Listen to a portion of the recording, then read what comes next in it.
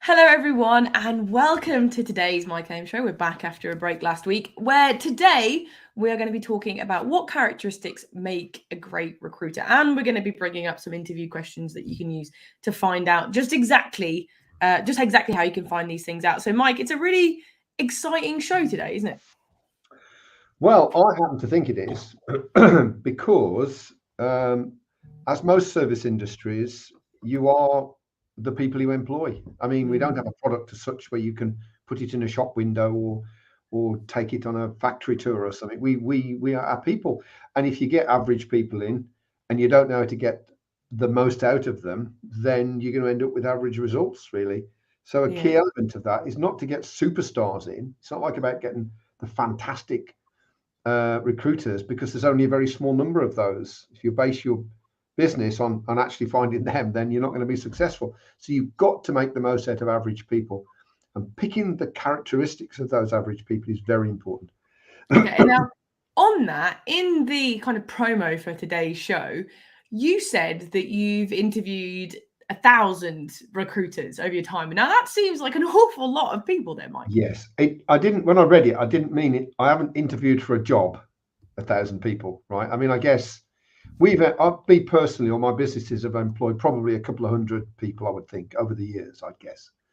But and we used to interview a lot more, so probably maybe 400 or 500, I suppose, over all those years I was in it. I guess, I don't know, but actually I've spoken to a lot of recruiters, met a lot of recruiters when I've worked in companies, and you just get to know the ones who are good, bad, or indifferent, or efficient at what they do, and the characteristics make them up. And I think I'm pretty qualified. Well, it's a big test now. We're going to find out, aren't we? I know what people on the show will tell us today. And just before we carry on as well, we've had a couple of people say that sometimes they struggle with LinkedIn repeating the show. If that happens to you, we have put the link to the YouTube channel below. It's exactly the same show. You can still comment and get involved. It's just the YouTube link sometimes doesn't do that. So it's up to you if you want to use it. It's there if that happens to you today. You can refresh the screen. That'll take it away as well, won't it? You can also refresh the screen, and that should bring you back to the current moment as well. So, Mike, obviously, there's been a lot of talk about recessions and whether we are or not going to have one. Do you think people are going to be hiring recruiters this year? 100%. I mean, there's like a million jobs unfilled. Even if you said the government got those from dodgy websites and they're all duplicates, I don't know, 500,000, 300,000, who knows? Huge amounts of jobs are unfilled, and therefore there's a big market for recruiters to fill them. So yes. Okay. Plus the fact I don't think there are enough really good recruiters, so therefore people are always on the lookout, aren't they? It's a very solid point, actually. Now, we are going to look at some characteristics in a second, as I mentioned. But before, I want to talk about the effect of what happens if you hire someone who is bad, who doesn't have these characteristics. What happens if you hire someone who's bad at recruitment? What effect does that have? That's interesting, actually, because if they're bad, it's not that bad, really, because they're bad, you sack them. Yeah, that makes sense. Okay. I'll tell you what's worse, right? When you put up with someone that's not what you need them to be. And a lot of people do that because you think, well, they're supposed to bring that much net fee income in, but they actually bring that much. It's all right then. So we're already settling for mediocre, really. And I think when it comes to ability and experience, you can do great things with people who've got average ability and average experience. But there are certain things that you need to be right up there. And if they're not, you're going to struggle. And those are the things that we're going to talk about today, really. Can I just ask as well, obviously people viewing into this, what is it that you look for? What the one thing that you look for in a recruiter when you're interviewing them, which says to you, yeah, do you know what? They look like a really good person. I'm going to follow that through. Okay, all right. So we are now going to crack on with the first one of these. Now, Mike, the first characteristic that you want to talk about is work rate. Can you just explain to us what you mean by work rate? Yeah, this is something that I've noticed. Lazy recruiters never really amount to very much. And we've all had people that have started off at 100 miles an hour and then the work ethic drops. So clearly that wasn't their natural work rate. What you see now is, and recruitment is one of those activities where the more you do certain things, the more successful you will be. And okay, you can be trained to be, work smart, not hard. You can get all of that. but you've kind of got to put that to one side. And I think most people watching this would know that what I'm saying is true. If you've got a good work rate, even if you are average, then you'll make the sales. You know, you'll because you just keep pounding on, really, picking up the phone, cracking on with it. So I think, excuse me, it's very important to choose people who've got really good work ethics.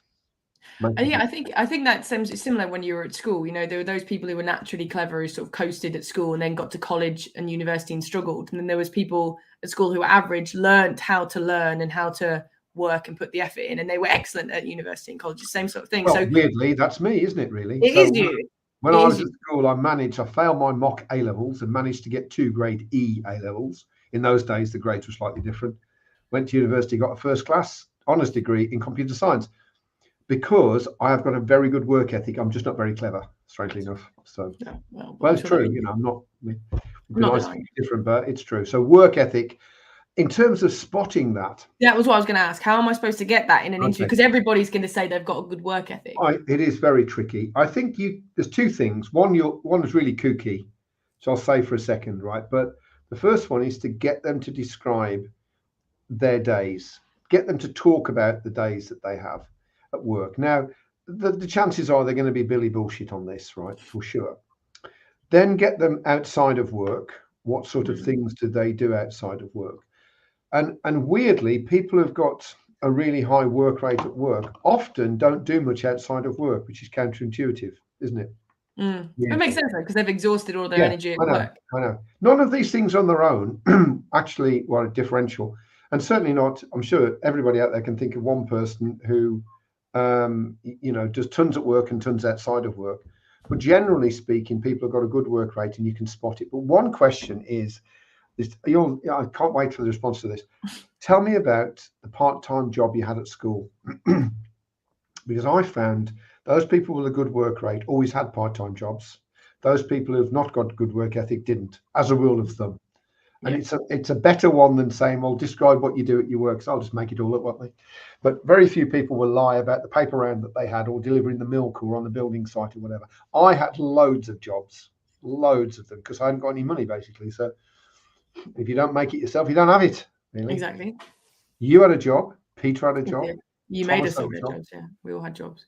It's important, I think, as well to sort of you learn that early and it stays with you. I think so. It's definitely interesting. I'm interested to see how many business owners out there had jobs when they were at school, actually, because I'm willing to. Pop that in as well. Pop that in. That'd be interesting. When it pop in your part-time job, I imagine it would be. Okay, Mike. We've got quite a few characteristics that we want to go through today, so I do want to move on to the next one. So I know that work rate's important to you, but this one is, I think, one that a lot of business owners are going to be aware of, particularly if they're hiring millennials or Gen Zs.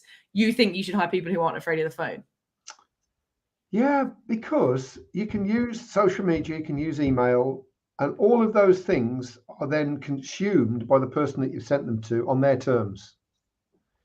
And to a certain extent, the telephone is too. If they spot your number and don't want to speak to you, then they won't, But generally, you're moving into their world and they have to accept the phone call or not. And most people will if a call comes in. So it just changes and speeds up the process. Plus, as you know, in one phone call, 3-minute phone call, you can achieve the same that you would achieve perhaps with 5 or 6 different emails that could have been misinterpreted and read with big gaps between them. You can just do it. But what I hate is this lack of recognition of how important the telephone is. And you say to someone, have you rung so and so? Yeah. I emailed him. No. Did you speak to them? Yes, I sent them an email. No. Did you actually pick up the phone, dial their number, and then speak to them? No, but I did send them a text. It's like, really pick up the goddamn phone. That's the thing I like about your brother, Thomas. Oh yeah, son number two. He was like a big phone chicken, really. And then when he came out of university, I said to him, "You got to get a job, right? I don't care what you do." He did a history of art degree. How many jobs in the Sunday Times history of art degree graduate required £100,000 plus car? None. So he had to go and work in a call centre in Birmingham, outbound calls. So he's ringing people up. It was horrific for a few weeks. He wanted to slit his throat. I said, "Well, you got to do it till you get another job." But after a while, he quite liked it, and then he sort of got used to it, didn't he? Really, He's not afraid of the phone at all. No, he's such a great salesman because he will ring up somebody, they could shout effing and blinding and blue as it might be, and he'll be like, "Oh, great, I'll call you next week at a better time." And then he has no fear of the phone. I used to work with him when we both worked at a recruitment company, and honestly, him on the phone was so impressive because he just had no fear to ring anyone at all. Yeah. There is a message there about hiring people that have worked in outbound call centers. There's some pros and cons with that, but I'll tell you one, there's a product that you can get. It's called SPQ asterisk gold, SPQ gold. And it's cheap as chips. It's a test basically. And it will tell you whether somebody is effectively going to be good on the phone or not. I think I can't remember. It's about 100 and some odd quid. If you want to mention my name, you can get a discount because we cut a little deal with him. I don't get any kickback on it. I said, well, anything you would have given me, knock it off the price. So just mention my name, Dominic Walters, I think his name is, Don Walters, SPQ Gold. You find him on LinkedIn. And but it's a great test. And I know certain companies that will not employ someone unless they pass the SPQ Gold test. So that's pretty. The other thing you can do on that for that one as well is get them to ring someone. Just get them to ring someone in the interview. Let's do it. Or how willing they are to have a phone interview with them and how they act on a phone interview. Because some people will just avoid them or be very awkward and nervous, and you can sort of tell on that as well. Yeah, we've got a number here. Ring them and ask them if they've got any vacancies. Off you go. Somebody in the company, somebody else. Deep end, that is deep end. Okay. Yeah, just do it. I would just do it. Thomas would just do it. It's fine. We've had some great comments, by the way, Mike. Some Stuart here said he doesn't do a great deal outside of work, and now you've let him know that that's okay. It's because he's so busy. I'm a lazy git. I just watch TV because I'm so knackered by the end of the day.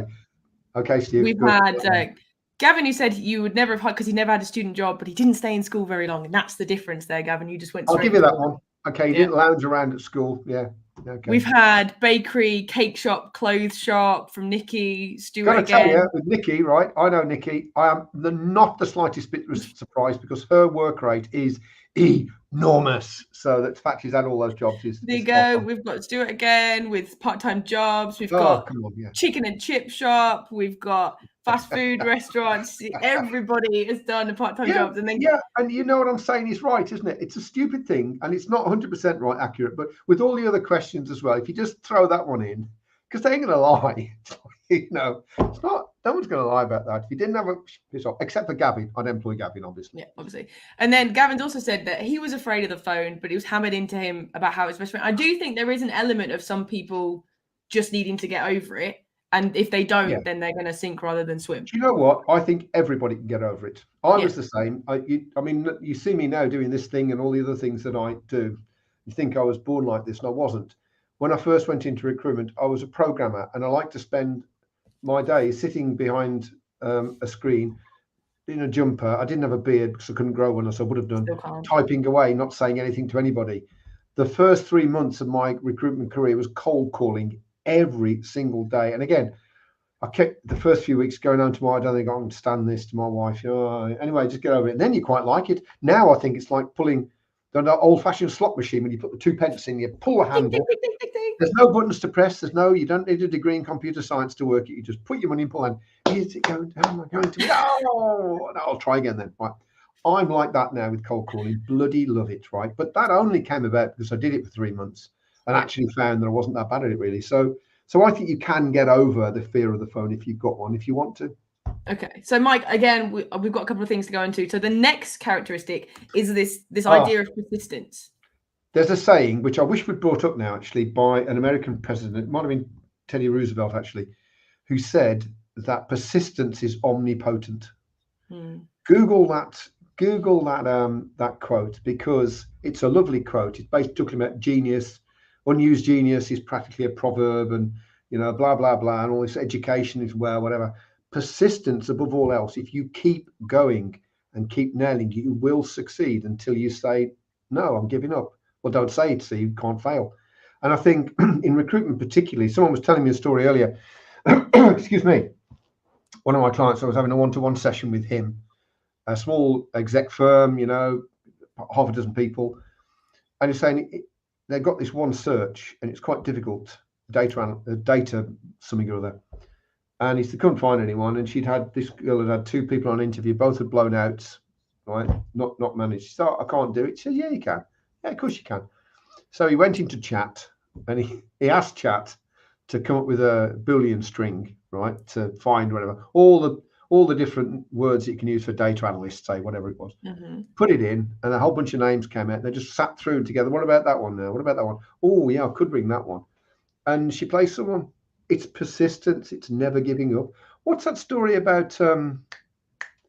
Who's the guy that invented the light bulb? Edison, right? Edison, yeah. It was like Edison. 87 times. No, this guy went in there, apparently, and to interview him. And he's got standing, Edison's doing setting this thing up on this jig.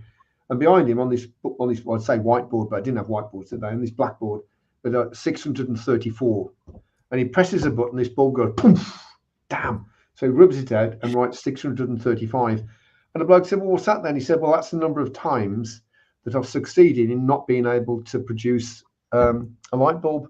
And he says, I'll keep going until I actually produce one. And he did.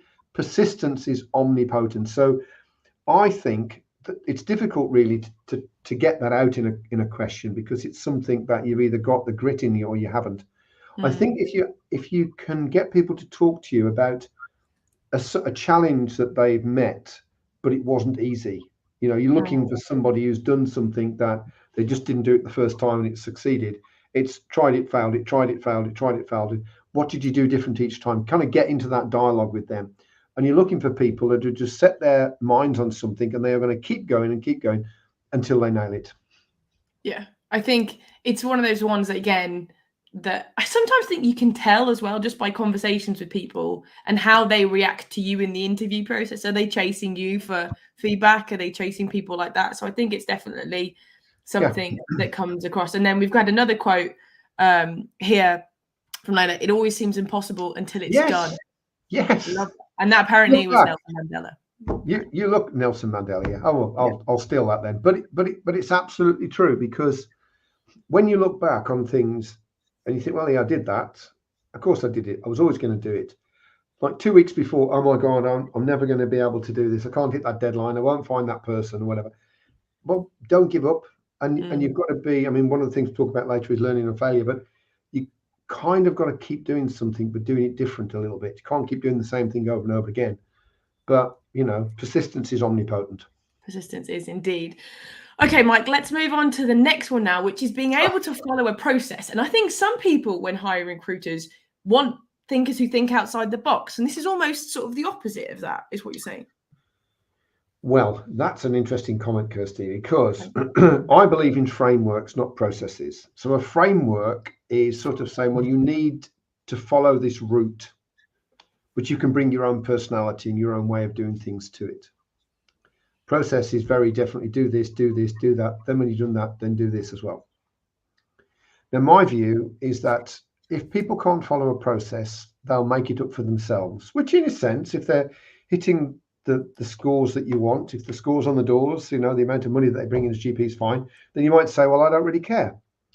But if you're trying to build a strong brand, it might not be important to you, but if you're trying to build a strong brand, for recruiters, brand isn't image.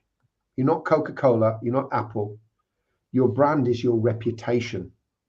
It's a big difference. And your reputation is formed by how people are treated by you and your team. So if they're doing it all like different ways, you won't have a solid brand. You'll have as many brands as you've got client-facing people, which is not good. Now, you might not care about that, in which case ignore that one. But I want people to be able to do best practice. So we've figured out that this is the best way to do this thing. So we want you to do it like that. If you've got something which is better than that, then tell us, and everybody can do it, right? But don't just go off on one. And so if people can't follow processes, ultimately you'll end up with a fragmented and a fuzzy, I think the best word is really, brand, which is not what you want. I think everybody's worked somewhere or maybe had somebody where, you know, you went on holiday and somebody else looked after your account for a week. And then when you got back, they were like, oh, thank God you were back. This person, you know, never responded to my emails, or they did it at the wrong time of day or something. So when you're doing this, especially as businesses grow, this is one of the real things that tends to suffer, isn't it? That kind of branding element, that everybody treats you the same when you hire more and more people, and you as a business owner get further away from the day to day. So having these processes in place or frameworks, and having somebody who can follow them and, can be a little critical of them if that's what you need to do to improve it, but who follows them is going to help you keep that branding in place. So how are you supposed to get this in an interview then, Mike? Well, the easiest way is to get them to talk about the processes they follow at work. And if they do it for a bit, you can normally tell if they're making it up. At least I could.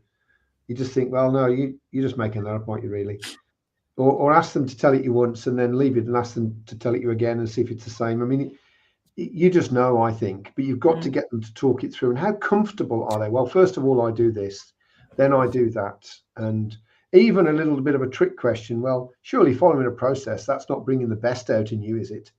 Like you're kind of saying, well, no, actually, it's rubbish. That's why I don't do it, But I think that again, you can tell people are process driven or they're not really. And I think it's an important thing. If you're trying to grow a business, particularly in a layered fulfillment, so not 360, but layered, then you need them to follow a process because they have to do a certain thing and they have to do it really, really well. And you will have invested time and money to find out the best way to do that. So they must do it. If they will insist on going from one, then you need to take a view with those people. Maybe they aren't the right fit. Okay. And then this last one that we're going to look at today is, I think, a one that you particularly have always said to me my whole life about this embracing of failure and enjoying to learn and grow. It's something that you've taught me my whole life. Yeah, it's so important. We grow through failure because we learn better through failure than any other way. Except coming on the show, obviously. Goes without saying. Obviously, but other than this show, you're going to learn more by failure, by trying something. It didn't work. Oh my God. But this is where the persistence comes in, because sometimes people try something once, it fails. Well, that's it. Then I'm not doing that anymore. Well, no. Thomas Edison, you just try a different way until you get there. And this is about learning. If you've got the right mentality. Let me give an example, right? So years ago, I was working on client site for a company, and I just happened to be sitting on a table of 4, someone sitting opposite me. And when she was leaving messages, she was leaving them really, really quickly. Blah, blah, blah, blah, blah, blah, blah, blah, telephone number, telephone number, telephone number. And I said to her, so little tip, someone taught me this ages and ages ago when I first started out. If you're leaving a message, right, here's the thing at the beginning. So, by the way, I'm going to leave a telephone number at the end of this message if you've got a pen and paper to hand. And then do your thing. And then at the end of it, say the telephone number. And then say it again as if you were writing it down in your head. 07879 818 371. If you do that, you'll get more callbacks, which I know for a fact that you do because we tested it and you do. Well, she was offended. She complained. She complained that I'd said that to her. Right. And fair enough. That wasn't my job that day, but I just do this because it's better. That is not the attitude that you want. You do not want that attitude. You want people who are like sponges, who are to soak up different ideas and thoughts and experiments and then give it a go. And if it fails, because you will fail, it's like, well, okay, why did that fail then? Oh, I know. I'll do it this way next time. Because they're the people that will achieve greatness for you. And you can have average people, because I am very, very average, certainly in intelligence-wise, that's for damn sure. But I like to learn things, and I'm just not afraid of failure at all. So there's nothing you can break that I can't fix. As a manager, that is your mantra. Big phrase that you've told me my whole life. So with this though, I mean, enjoying learning, I think you can probably find in an interview quite easily because, you ask them what kind of things interest them, what those kind of stuff, whether they learn outside of their job. But embracing failure seems like a tricky one to sort of get across. I wouldn't use the word embrace. I would use the word celebrate. Yeah, I know. Big word.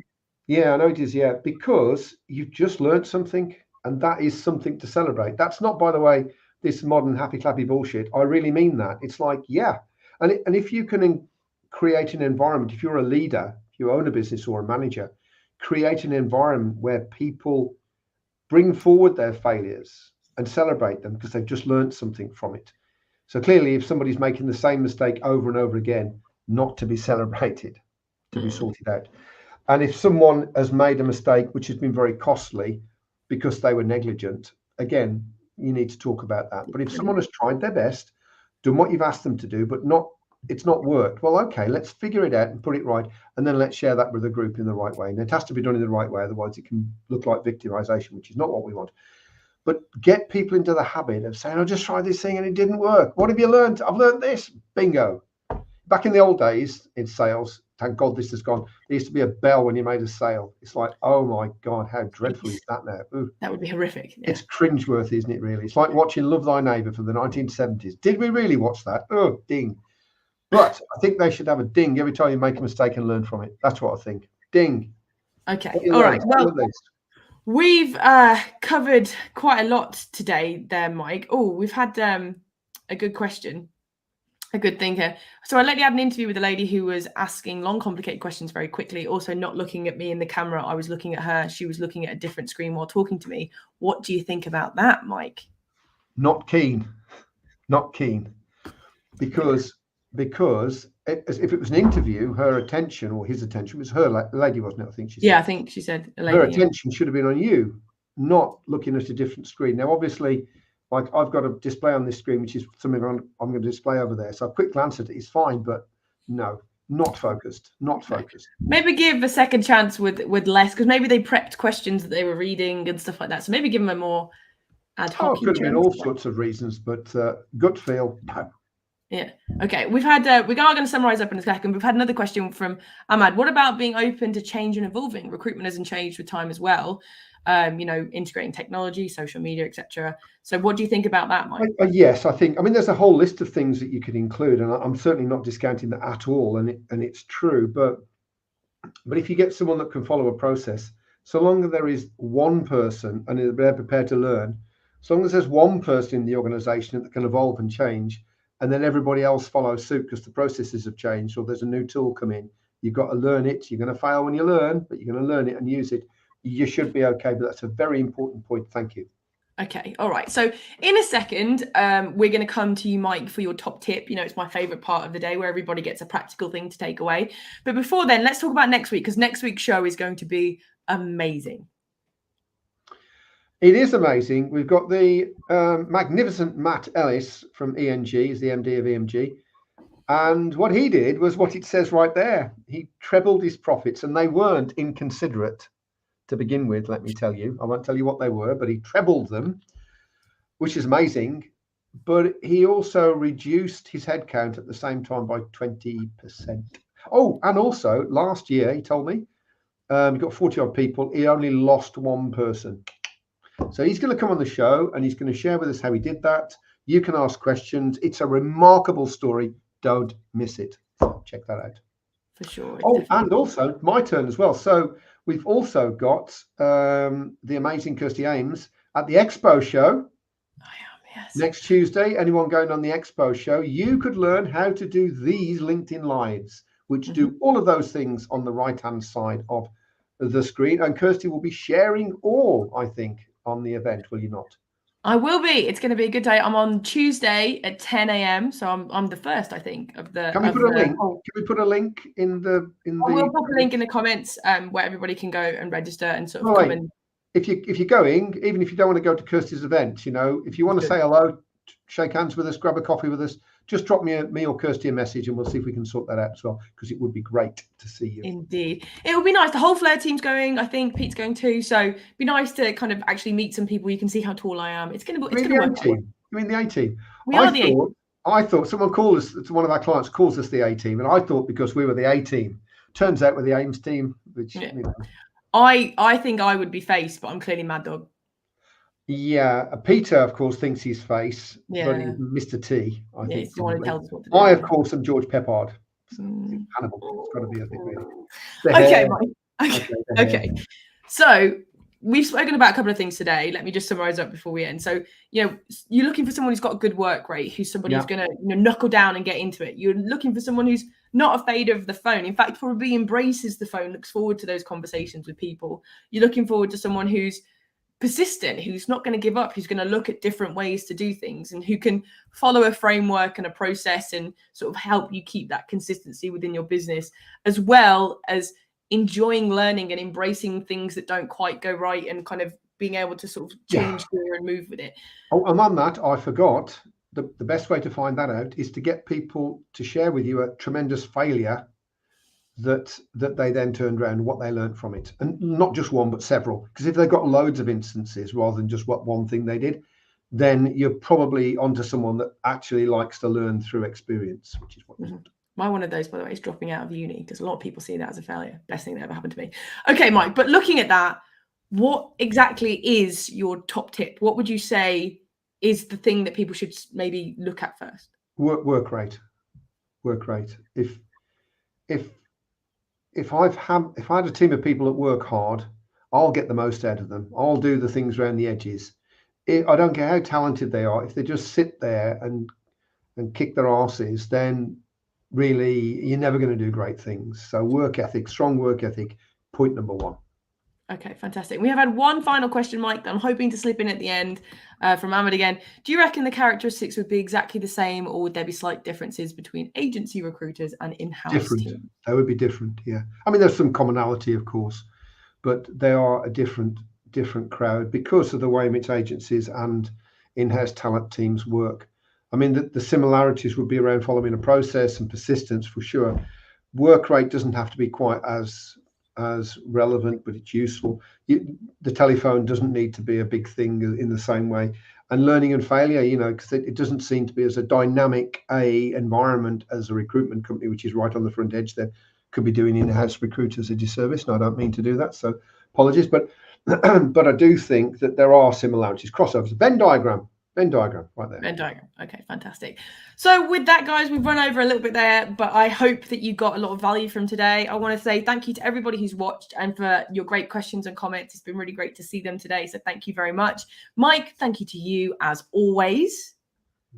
Well, I'm hoping you're ready to press the button, because you've been I am ready to press the button. And hopefully we will see some people on Tuesday at my event, or if not, just maybe Tuesday, and next Thursday for sure. Don't miss Matt Ellis.